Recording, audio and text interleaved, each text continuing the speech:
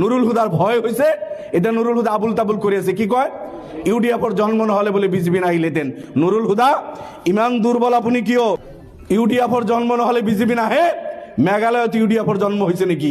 আপনার সরকার আছিল কত গইছে? আজি 10 বছরের পর মেঘালয়ত এজন্য বিধায়ক আপনার আনিব পড়া নাই। অরুণাচলত কংগ্রেসের সরকার আছিল, স্বাধীনতার পিছর পড়া এক ফলর পড়া আজি 10 বছরের পর তাতে বিজেপি কুটি পুতিছে। আপনি এজন বিধায়ক আনিব নোৱাৰে। তাতে তো অরুণাচলত ইউডিএফর জন্ম হওয়া নাই, তাত বিজেপি কেনেকৈ আহিল? ত্রিপুরাত আজি বিজেপি কেনেকৈ আহিল? তাত তো ইউডিএফর জন্ম নাই। আজি মিজোরামত বিজেপি কেনেকৈ আহিল? মিজোরামত তো ইউডিএফর জন্ম নাই। নাগাল্যান্ডত বিজেপি আর তার লোকাল পার্টি মিলি কেনেকে সরকার চলাইছে, তার তো ইউডিএফর জন্ম হওয়া নাই। উত্তরপ্রদেশের পর আরম্ভ করি রাজস্থান, দিল্লি সব স্টেট বিলাকত আজি বিজেপির সরকার, তার তো ইউডিএফর জন্ম নাই। আপনি ভুল কথা কই মানুহক বিচলিত করিব নোৱাৰে। আপনার ভরির তলর মাটি নাই, তার কারণে আপনি ইউডিএফক দোষারোপ করিব।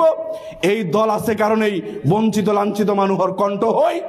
আমার মাননীয় সভাপতি পার্লিয়ামেন্টত 15 বছর যুঁজিছে।